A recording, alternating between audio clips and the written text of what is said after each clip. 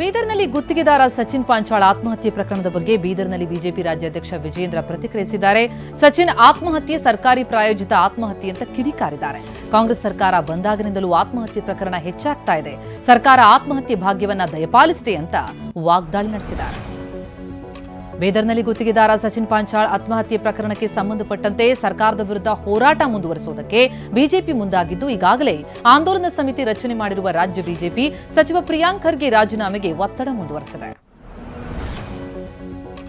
ಗುತ್ತಿಗೆದಾರ ಸಚಿನ್ ಆತ್ಮಹತ್ಯೆ ಪ್ರಕರಣದ ತನಿಖೆಯನ್ನ ರಾಜ್ಯ ಸರ್ಕಾರ ಸಿಐಡಿಗೆ ವಹಿಸಿದೆ. ಈ ಬಗ್ಗೆ ಬೆಂಗಳೂರಿನಲ್ಲಿ ಪ್ರತಿಕ್ರಿಯಿಸಿದಂತಹ ಗೃಹ ಸಚಿವ ಪರಮೇಶ್ವರ್, ಎಲ್ಲಾ ಪ್ರಕರಣಗಳನ್ನು ಸಿಬಿಐ ತನಿಖೆಗೆ ಕೊಡೋದಕ್ಕಾಗಲ್ಲ, ನಮ್ಮ ಸಿಐಡಿ ಸಮರ್ಥವಾಗಿದೆ ಎಂದಿದ್ದಾರೆ. ಪ್ರಿಯಾಂಕ್ ಖರ್ಗೆ ರಾಜೀನಾಮೆಗೆ ಒತ್ತಾಯಿಸ್ತಾ ಇರುವಂತಹ ಬಿಜೆಪಿ ನಾಯಕರ ವಿರುದ್ಧ ಗೃಹ ಸಚಿವ ಪರಮೇಶ್ವರ್ ವಾಗ್ದಾಳಿ ನಡೆಸಿದ್ದಾರೆ. ಬಿಜೆಪಿ ಅನಗತ್ಯ ಗೊಂದಲ ಸೃಷ್ಟಿಸುವಂತಹ ಕೆಲಸ ಮಾಡ್ತಾ ಇದೆ, ಖರ್ಗೆ ರಾಜೀನಾಮೆ ಕೊಡುವಂತಹ ಅವಶ್ಯಕತೆ ಇಲ್ಲ ಅಂದಿದ್ದಾರೆ. ರಸ್ತೆಗೆ ಹೆಸರಿಡುವ ವಿಚಾರಕ್ಕೆ ಸಿದ್ದರಾಮಯ್ಯ ಪರ ಮಾತನಾಡಿದ ಪ್ರತಾಪ್ ಸಿಂಹ ಸ್ವಪಕ್ಷೀಯರಿಂದಲೇ ಟೀಕೆಗೆ ಒಳಗಾದರು. ಪ್ರತಾಪ್ ಕಾಂಗ್ರೆಸ್ ಸೇರ್ತಾರೆ ಎನ್ನೋ ಚರ್ಚೆಯೂ ಶುರುವಾಯಿತು. ಈ ಬಗ್ಗೆ ಪ್ರತಿಕ್ರಿಯಿಸಿರುವಂತಹ ಪ್ರತಾಪ್ ಸಿಂಹ, ನನಗೆ ಕಾಂಗ್ರೆಸ್ ಸೇರೋ ಅನಿವಾರ್ಯತೆ ಇಲ್ಲ, ಸೇರಬೇಕು ಅಂತಿದ್ರೆ ಚುನಾವಣೆ ವೇಳೆಯೇ ಹೋಗ್ತಾ ಇದ್ದೆ ಎಂದಿದ್ದಾರೆ. ಈಗಾಗಲೇ ನಾನು ಕಾಂಗ್ರೆಸ್ ಪಕ್ಷದಲ್ಲಿ ಇದ್ದೀನಿ ಅಂತ ಮಾಜಿ ಸಂಸದ ಎಲ್ ಆರ್ ಶಿವರಾಮೇಗೌಡ ಹೇಳಿದ್ದಾರೆ. ಕೆಲವೇ ದಿನಗಳಲ್ಲಿ ಅಧಿಕೃತವಾಗಿ ಸೇರ್ಪಡೆಯಾಗ್ತೀನಿ. ನಾನು ಯಾವುದೇ ಸ್ಥಾನದ ಆಕಾಂಕ್ಷಿಯಲ್ಲ, ವಿಧಿ ಇಲ್ಲದೆ ಬೇರೆ ಪಕ್ಷಕ್ಕೆ ಹೋಗಿದ್ದೆ. ಎಲ್ರಿಗೂ ಕಾಂಗ್ರೆಸ್ ಅನಿವಾರ್ಯ ಅಂತ ಶಿವರಾಮೇಗೌಡ ಹೇಳಿದ್ದಾರೆ.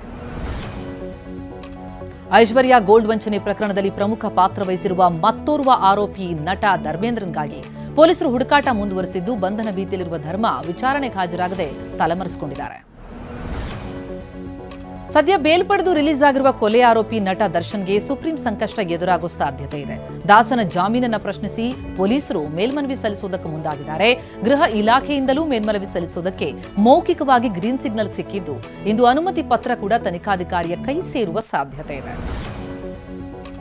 ಉಡುಪಿಯಲ್ಲಿ 4 ಗಾಂಜಾ ಡ್ರಗ್ ಪೆಡ್ಲರ್ಗಳನ್ನು ಅರೆಸ್ಟ್ ಮಾಡಲಾಗಿದ್ದು, ಕಾರ್ಕಳ ತಾಲೂಕಿನ ನೀರೆ ಗ್ರಾಮದಲ್ಲಿ ಗಾಂಜಾ ಸಾಗಿಸ್ತಾ ಇದ್ದ ಕಾಪು ಮೂಲದ ಪ್ರೇಮನಾಥ್, ಪೆರಡೂರಿನ ಶೈಲೇಶ್ ಶೆಟ್ಟಿ, ಕಾಪುವಿನ ಪ್ರಜ್ವಲ್, ಉಡುಪಿಯ ರತನ್ ಎಂಬ 4 ಬಂಧಿಸಲಾಗಿದೆ.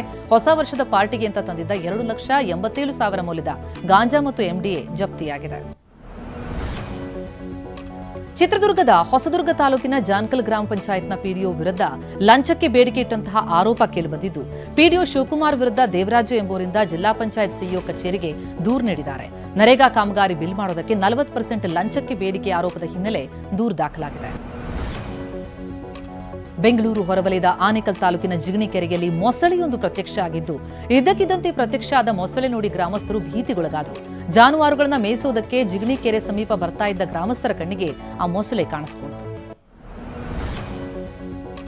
ಬಳ್ಳಾರಿ, ರಾಯಚೂರು ಬಳಿಕ ತುಮಕೂರು ಜಿಲ್ಲೆಯಲ್ಲೂ ಸಿಸೇರಿಯನ್ ಆದ ಕೆಲವೇ ಗಂಟೆಗಳಲ್ಲಿ ಬಾಣಂತಿ ಮೃತಪಟ್ಟಿದ್ದಾರೆ.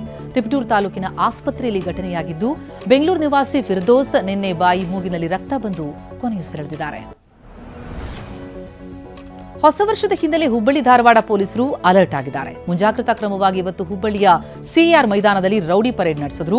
Hubballi Dharwad police commissioner N Shashikumar ಸುಮಾರು 50ಕ್ಕೂ ಹೆಚ್ಚು ರೌಡಿಗಳಿಗೆ ಖಡಕ್ ವಾರ್ನಿಂಗ್ ಕೊಟ್ಟಿದ್ದಾರೆ.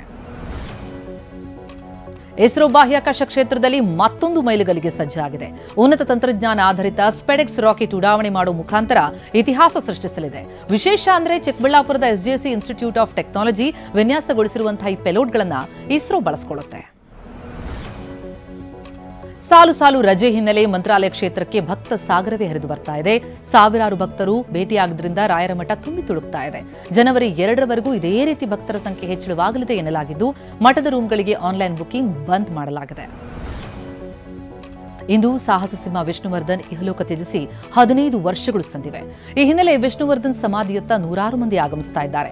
ಆದರೆ ಸಮಾಧಿ ಬಳಿ ದರ್ಶನದ ವ್ಯವಸ್ಥೆಗೂ ಸಮಸ್ಯೆಯಾಗಿ ಸಮಾಧಿ ಬಳಿ ನಿಲ್ಲೋದಕ್ಕೂ ಅವಕಾಶ ಕೊಡ್ತಿಲ್ಲ ಅಂತ ಅಭಿಮಾನಿಗಳು ಬೇಸರ ಹೊರಹಾಕಿದ್ದಾರೆ. ವಿವಿಧ ಬೇಡಿಕೆ ಈಡೇರಿಸುವಂತೆ ರೈತರು 9 ತಾಸುಗಳ ಕಾಲ ಪಂಜಾಬ್ ಬಂದ್ ನಡೆಸ್ತಾ ಇದ್ದಾರೆ. ಬೆಳಗ್ಗೆ 7 ಗಂಟೆಗೆ ಆರಂಭ ಆಗಿರುವ ಬಂದ್ ಸಂಜೆ 4 ಗಂಟೆಗೆ ಅಂತ್ಯ ಆಗುತ್ತೆ. ರಾಜ್ಯದ 200ಕ್ಕೂ ಹೆಚ್ಚು ಕಡೆ ರಸ್ತೆ ತಡೆ ನಡೆಸಲಾಗಿದೆ. ರೈಲು ತಡೆ ಕೂಡ ನಡೆಸಲಾಗ್ತಾ ಇದ್ದು, 163 ರೈಲುಗಳ ಸಂಚಾರ ರದ್ದಾಗಿದೆ.